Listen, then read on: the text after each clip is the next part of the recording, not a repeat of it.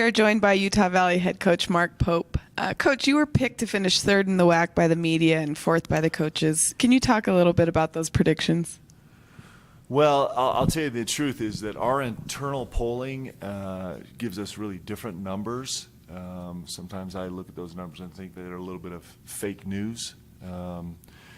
So our numbers are telling us that we were unanimous selections by both the media and the coaches as the #1 team in the conference. Really proud of that. We feel like it's a huge responsibility for us to represent this league in the best way possible, and we're going to do what we can. Talk about the two starters and preseason All-WAC picks you have returning this season in Connor and Jake Toulson.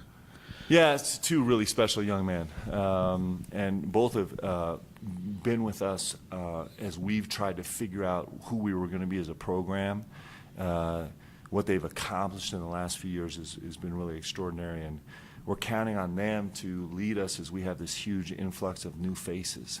And so far, they've been great examples to the guys about how we do things and what our standards are and what our expectations are. And they're going to carry a big burden not only on the floor but in the locker room, and they're ready to do it. They're really special guys.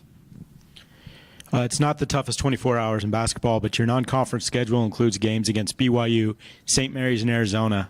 How do you think those games will prepare you for WAC play? I don't know. If we win them, then I think they will be great. If we lose, I think they'll be tough. You know, it's interesting. You know, we love our non-conference schedule. We always make it incredibly competitive. I think we played 5 of our first 6 games on the road at really hostile venues to start the season. So here's the challenge that we face. If we, early schedule like that can destroy your team, and it can be hard to repair them, or it can really show you the places where you have to grow early in the season, which can be really, really effective. And so we're hoping it's going to do the latter. We're hoping we can win those games. And in the meantime, we're playing great competition that's going to certainly bring to light the places where we need to really grow to be competitive once we get to WAC conference play. And so that's the goal of the non-conference schedule. This question is from Kyle McDonald. How has Wyatt Lowell adjusted since coming back from his mission? So Wyatt Lowell is an extraordinary young man, big-time recruit, was recruited really, really heavily. And I kind of chuckle when you ask me that question because we joke about Wyatt Lowell's progress is that he's falling down less and less often during practice. As you can imagine, serving a 2-year mission completely away from basketball where you're just knocking on doors, asking people if you can serve them or teach them a little bit about your faith, your body changes, right? And so he's working incredibly hard, really diligently. We actually had a scrimmage late last night, and as soon as we were done, we went up and watched it on film. And Wyatt had one play in particular, which I wish I could show everybody right now, where he's just coming off a screen and he just inexplicably just falls over. And so he's doing a great job. He is going to be a star in this league. He's an incredibly talented young man and a great worker. And that's going to happen faster as soon as he gets his feet under him. Would you talk about the progress you have been able to make in the last 3 years, taking a team that was below 300 in the RPI to now being ranked 84th? I will. We're so proud. In fact, we tell this to everybody in the world that will listen. We're the second fastest growing program in the country in the last 3 years after Nevada, who went from 270 to 25. So we're extremely proud of that. We're making huge strides. But now the really heavy lifting happens, right? So, you know, whether it's RPR or KenPom, we finished in the top 100 in both those, but in the late, you know, in the high top hundreds, how do we get from 92 to 40 or from 83 to 40, right? That's the real question. That's the Herculean task that's impossible for anybody to do that we're trying to take on now. We love the talent that we've brought in this year. We think we're really, really growing in that area. But we have to go prove it on the floor. And the challenge for us with having all these new faces is, you know, how quickly can we put this group together so that we can go compete at a high level and do that. You know, we had a group of guys that will forever be in my heart, that came in with us when we first took this job, guys that jumped in right away when we were one of the lowest ranked teams in the country, and they put faith in us, and we didn't have a gym to practice in even. And they put a lot of faith in us, and what they accomplished in 3 years is extraordinary. And now these guys coming in now have a big burden on their shoulders to try and live up to what they did and keep growing it. And that is not going to be easy. And nobody thinks we can do it except for us. So we'll see how it goes. Your team went 16-1 at home last season, heads into the season with the nation's 5th longest active home win streak. Will this success continue at home, and what is attributed to it? Well, first of all, thank you for mentioning that. We like to say that all the time. We have currently the 5th longest active home winning streak in America. Go figure. That's amazing, okay? We're proud of that. And that came from senior leadership is really what it came from. It came from guys that had gone through the battles, that had taken a bunch of hard knocks. 2 years ago, we lost to a brutal home game to Chicago State at home 2 years ago. And it was really hard for us. And then last year, we actually had BYU at our place, and we were favored to win the game early in the season, which is mind-blowing in and of itself, right, that we're favored to win that game, and they spanked us by 25. And our guys responded by winning 14 straight games at home, including against New Mexico State, who was ranked 26th in the country at the time and hadn't lost. And so we're really proud of that, but again, that's something that was accomplished in the past, that now we have a big burden on our shoulders to try and continue that streak. And so we'll try and do that starting November 6th and see if we can keep growing that longer. Here's another one from Kyle.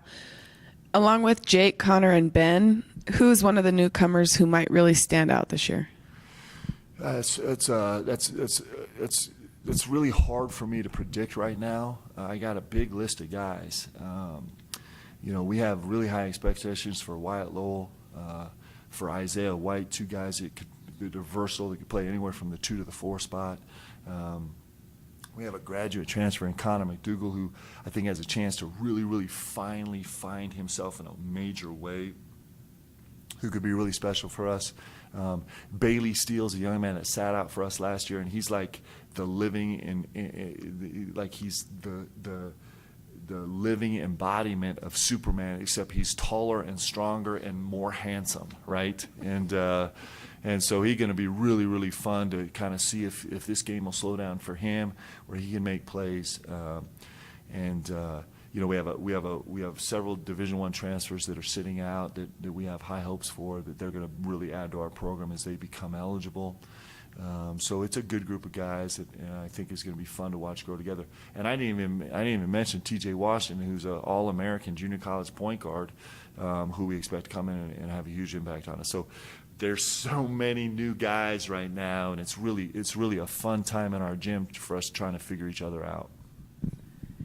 Another one from Kyle is, how important will it be to have Hayden Shanks back, and why?